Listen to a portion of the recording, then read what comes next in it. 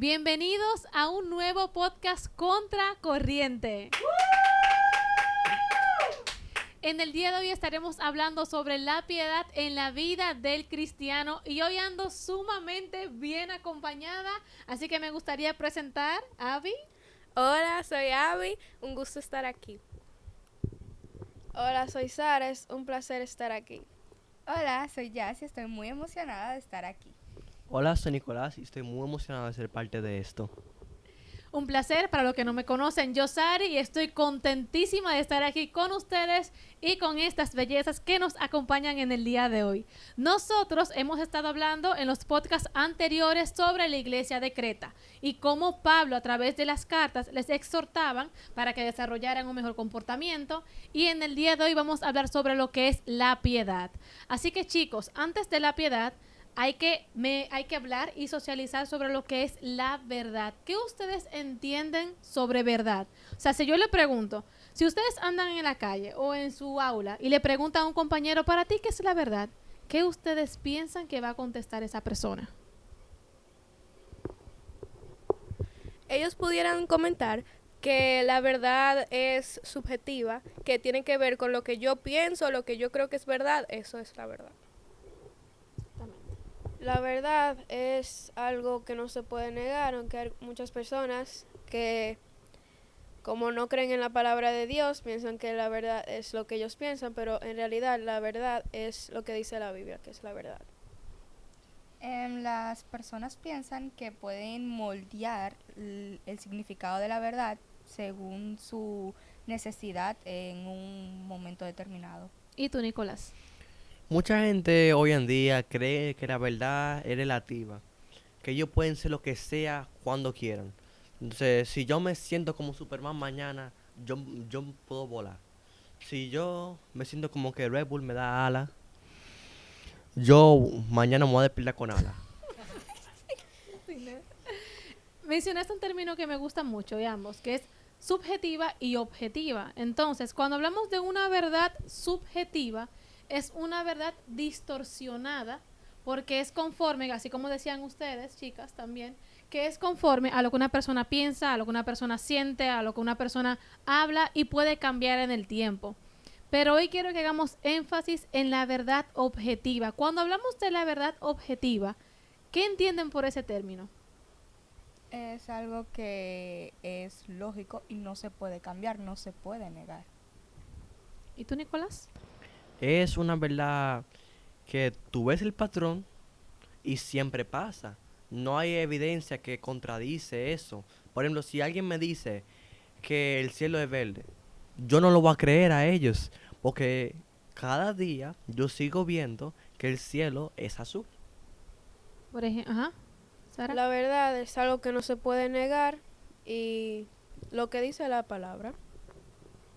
Abby, dame un ejemplo de una verdad objetiva, que realmente es la única que existe porque es la verdad. Dame un ejemplo claro, que no se pueda discutir por lógica. Algo que no se pudiera discutir por lógica es que 2 más 2 son 4. Eso nadie lo refuta, nadie dice que no es así, porque eso es lo que vemos, está comprobado. Por ejemplo, ¿el fuego quema, sí o no? Sí. Si yo me caigo por las escaleras, esperemos Dios que nunca suceda, ¿me voy a golpear, sí o no? Sí. Sí. La verdad no se discute, la verdad es clara, o sea, es objetiva. Entonces, aparte de que es objetiva, hay algo que me encanta de la verdad y es que permanece durante el tiempo. Así como las leyes de Newton, por ejemplo, hoy en día no hay quien la contradiga. ¿Quién contradice que Cristóbal Colón llegó a América en el 1492? Nadie. Nadie. ¿Quién contradice que la independencia de nuestro país, República Dominicana, no fue en el 1844? Nadie. Digo que fue. O sea, no se contradice que fue. O sea, no se puede contradecir porque ya está establecido, está comprobado. Entonces, algo interesante es que en esas épocas no habían cámaras. Entonces, ¿cómo permaneció también de generación en generación a través de la historia? Y ahí podemos ver ejemplo con lo que es el pueblo del Señor. La generación mantuvo esa verdad de que el Dios de Israel los libró del Egipto, del cautiverio de cuando estaban en Egipto, que eran esclavos, y que los liberó y los pasó hacia la tierra prometida, eso fue de generación en generación, porque la verdad permanece.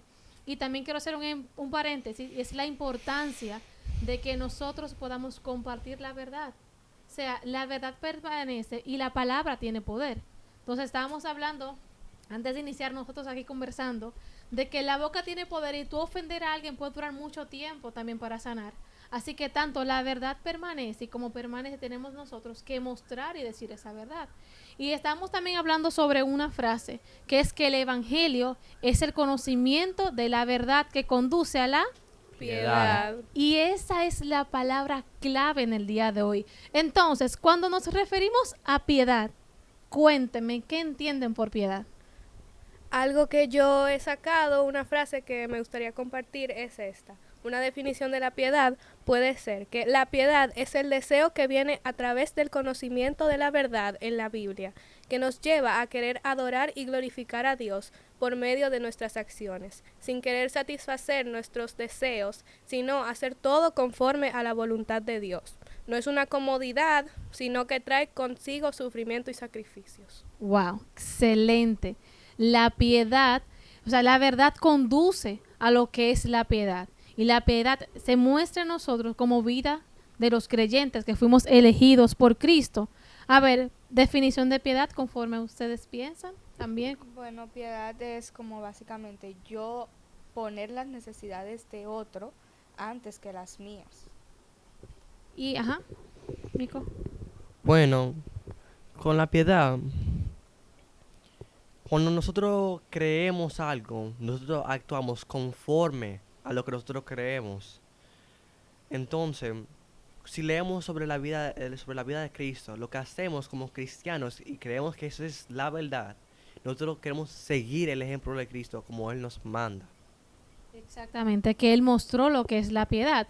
Voy a decir algo, Sara, de casualidad. La piedad viene siendo cuando tú piensas en el otro antes que a ti mismo. Y si tú piensas en ti únicamente en el yo antes que en el otro, nos referimos principalmente al orgullo, egocentrismo, que es pensando en nosotros. Entonces la vida del cristiano no puede tener eso. Esa raíz de egocentrismo, de orgullo que vino con el pecado, se elimina.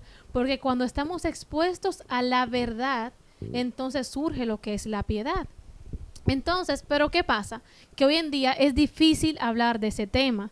Porque, por ejemplo, en el ámbito de los mercantes, no conviene. A las personas que no conocen a Cristo o que viven principalmente enfocados en el yo, no le conviene ser piadoso porque no pueden ser humildes, porque no pueden centrarse en sí, porque no van a tener ganancias deshonestas y eso es lo que lamentablemente el mundo quiere. Ganancias deshonestas y pensar en el yo antes que en los demás. Entonces, cuando hablamos nosotros de piedad, ¿cómo nosotros podemos conocer la piedad? ¿A través de qué, principalmente? A través de la verdad, ¿Y cuál es la verdad? la palabra de Dios. Excelente. Nosotros podemos conocer lo que es la piedad a través de la palabra de Dios. Aparte de la palabra que nos fue otorgada por gracia, ¿qué otras cosas podemos hacer para desarrollar y fortalecer la piedad? Bueno, lo que podemos hacer primero es ser humilde.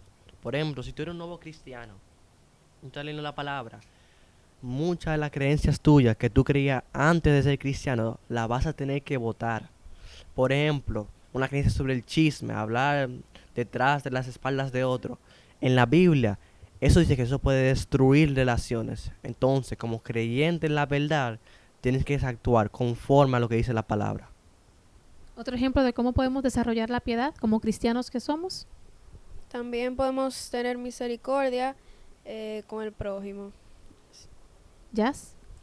También puede ser, como dije anteriormente, poniendo la necesidad del otro antes que la mía y también como utilizando un poquito como de criterio de saber si yo hago esto, le va a molestar al otro.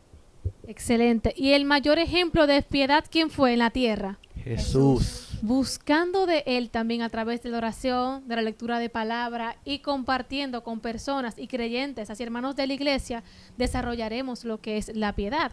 Entonces, volviendo hacia atrás, a lo que es la iglesia de Creta. Pablo le hacía énfasis tanto a esa iglesia con la piedad porque los maestros estaban distorsionando la verdad. Y si la verdad es distorsionada, ¿esto provoca qué? Egocentrismo y orgullo. Egocentrismo y orgullo. O sea, la piedad es desplazada porque están pensando en ellos. Pero cuando la verdad va conforme a la palabra del Señor, eso conduce a la... Piedad. Conduce, de qué difícil, ¿no? Conduce a la piedad, que eso es lo importante. Así que por eso es siempre que hay que tener énfasis en que cuando nosotros vayamos a comentar algo o estemos escuchando una prédica, que sea alineada a la palabra para que nos pueda entonces nosotros guiar a la piedad. Y hubo una frase que también estábamos leyendo o socializando anteriormente, que es un ejemplo de un árbol. ¿Te gustaría decirlo, Nicolás, ese ejemplo sobre el árbol y la semilla? Sí, entonces, Yusari dio un muy buen ejemplo con una semilla. Entonces, básicamente, si tú plantas una semilla y esta semilla se llama verdad, cuando tú la plantas y le pones agua, esa semilla crece a un árbol que se llama la piedad. Entonces, lo que esto significa es que la verdad resulta, no, la piedad resulta de la verdad. Exactamente. Entonces tenemos que recordar que la verdad es objetiva o subjetiva. Objetiva. Es objetiva. ¿Cambia o no cambia? No cambia. No cambia. Aunque pase cientos de años y la verdad produce lo que es la piedad y la piedad es importante para la vida de nosotros como cristianos.